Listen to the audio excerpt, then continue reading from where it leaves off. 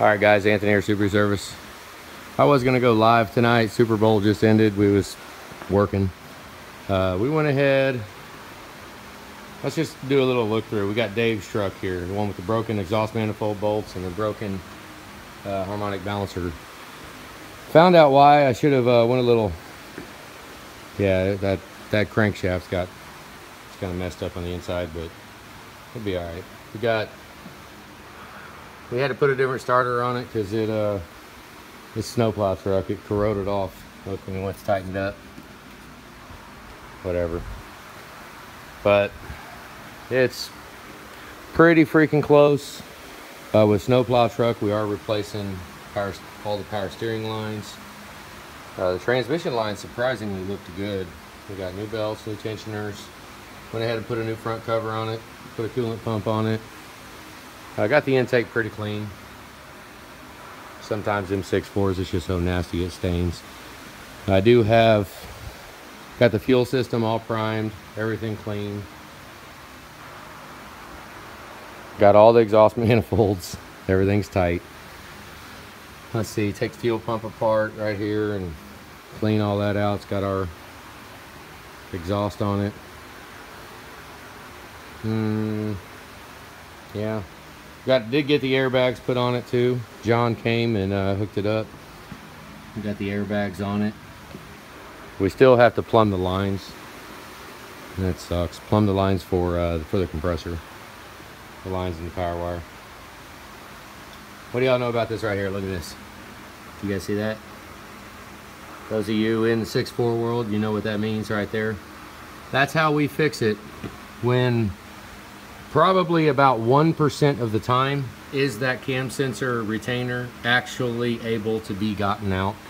So what I do is I get the because the plastic retainer right there has got a push pin, one of the little Christmas tree ends attached to it. Well, a lot of times it breaks. So what I do, if it does break, I'll drill a hole in this plastic bracket and then put a push pin through it to hold it. Works just as good. Works freaking golden. At least it holds it there. I like to have everything back where it's, you know, where it's supposed to be. I did do a little bit of messing around down there. I put some on the AC coil line. That piece was broke off. Of course, a lot of the pieces are broke off, but you can reattach it.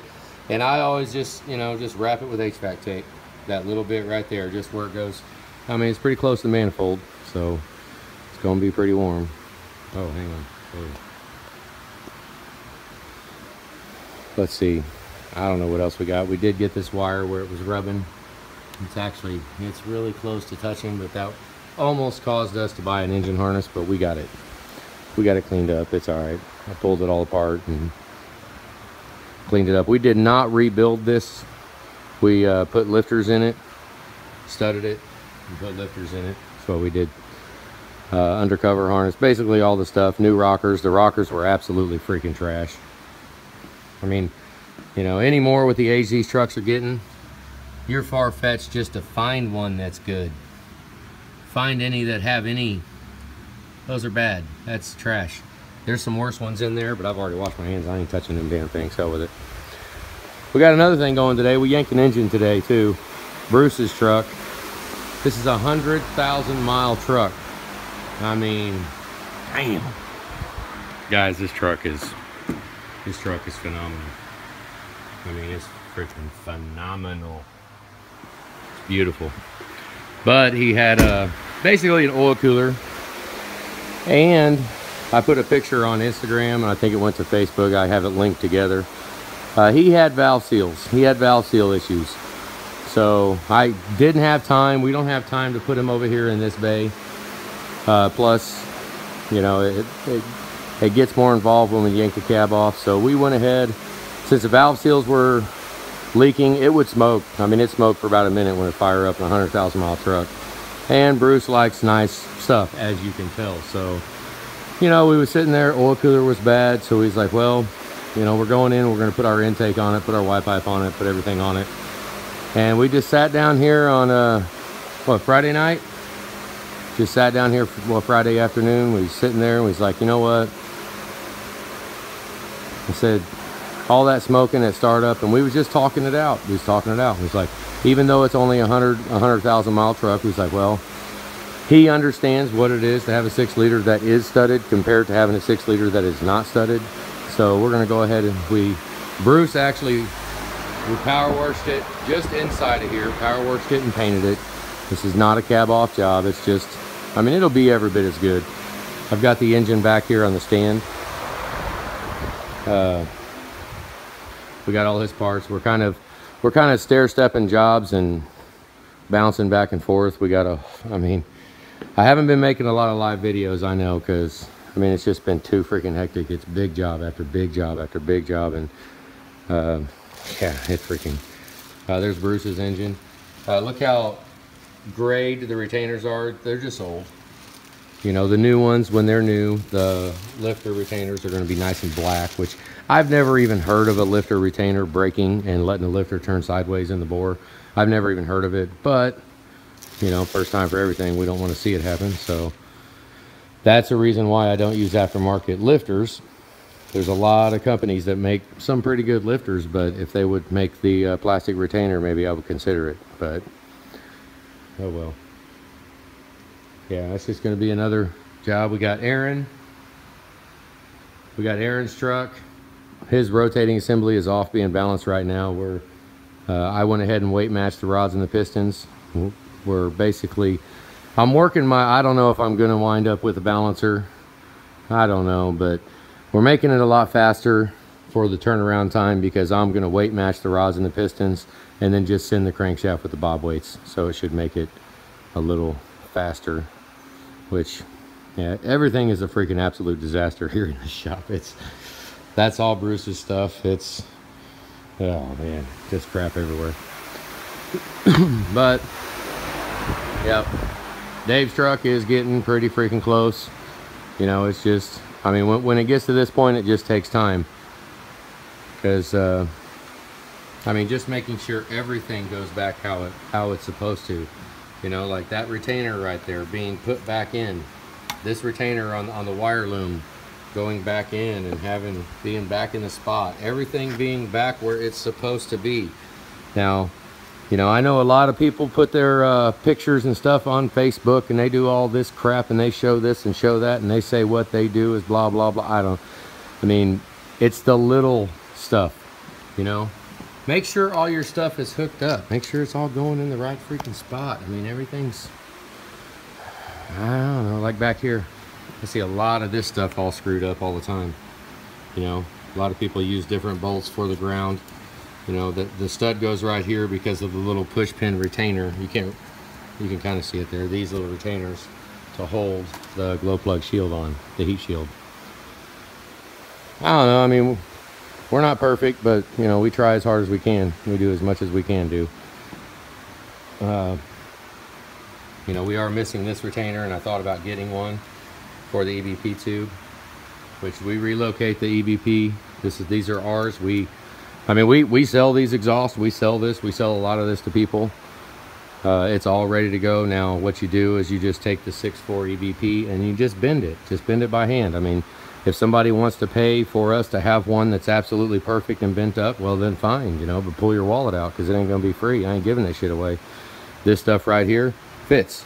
It's good. We have the bungs ready. You can just take your stock EBP tube and just bend it up. I mean, and then make damn sure it doesn't touch anything right here. Make sure it doesn't touch nothing. It can be done. You see it right here. That's a stock 6.4 EBP tube. Let's see. Yeah, I mean, little stuff like new block drains and new rear head plugs, and yeah, I mean, all the fuel lines. I've already primed all the fuel and all that. I mean, we're trying. What sucks is I'm waiting on that clip right there. It is a special order clip. This little guy right here, this was broken. It holds brake line and 2 fuel lines is what this thing holds. And it is a special order part, and it's been on order for about 3 days now, maybe 4 days. Well, it's been on since the middle of the last week. I hope it comes in time. That's why I'm kind of bullshitting around right here with these lines, because I want to get this clip and get it put back. I want to put back how it's supposed to be. I mean, just little crap like you can see that I do grind off. We paint the frames, but we also sand off, so we have good grounds everywhere. I mean, we do all of them. Make sure your grounds are good. I mean, make it look good. I mean, if, you know, I kind of want to show that we do that, but what I should do, and I might start doing it, is just a rattle can and take a little rattle can of paint over the top of it, just to keep the elements out, especially on the snowplow trucks. But if I rattle can, it's kind of like, you know, I'm a skeptic on everything. I'm skeptical.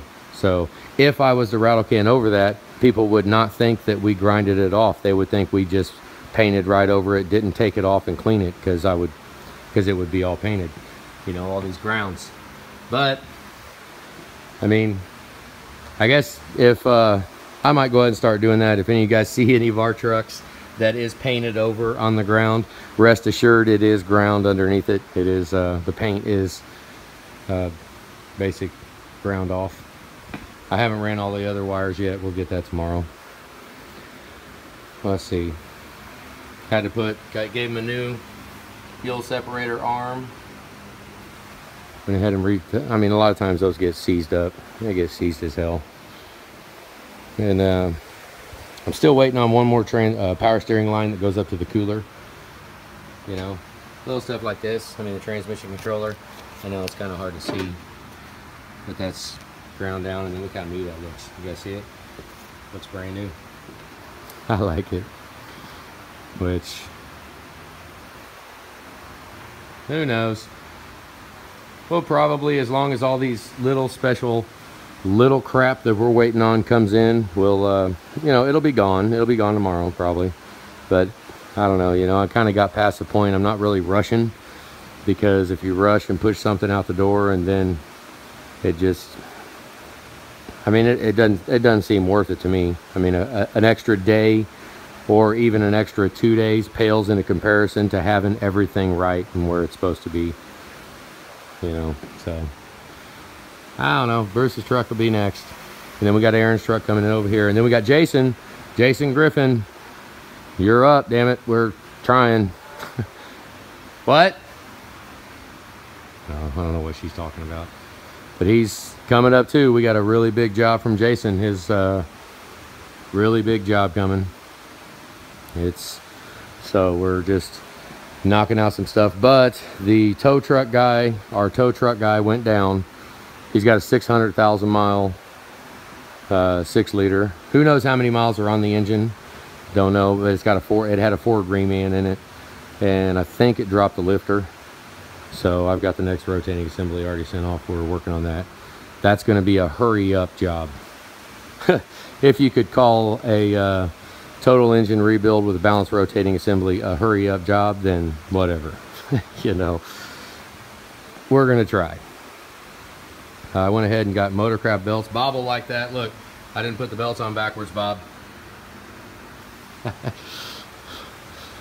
Little inside joke here at the shop. Bob says don't put belts on backwards. He wants to read them. You want to be able to read them. Don't put them on backwards, damn it. Let's see, I don't know. I mean, I thought I'd shoot a quick video. If I go live, it always takes a whole bunch of time, and Julie's ready to go. It's about almost 9:30 on Sunday night. We worked yesterday too, and worked today, and just trying to keep our head above water. If we don't, we'll wind up just too freaking backed up, and we can't, you know, we got to get our turnaround time. We got, which, who knows? We do take time off every now and then, but this weekend was not one of them. So, oil burner just kicked on. All right, guys, just a quick freaking little video. Who knows? Thought I would show Dave's truck before we drop the cab down. We started doing a lot of polishing. All the intakes, the oil filter housing, fuel filter, all the heat shields back there. That is not paint. That's all polished. The rocker boxes, the valve covers. That is not paint. It's paint on the exhaust. Because who cares about it? I don't know. I mean, it's exhaust. Whatever. snowplow truck. His transmission dipstick was all, had rust spots everywhere, so we, yeah. All new hardware and exhaust manifolds. So, you know, he was just hemorrhaging. This is the one when I pulled it in and it was sounding like a, well, exhaust manifold leaking. Just sounded like a damn rod knocking. Yeah. Look how clean that is. Shining. Alright guys, dumbass video. Have a good day.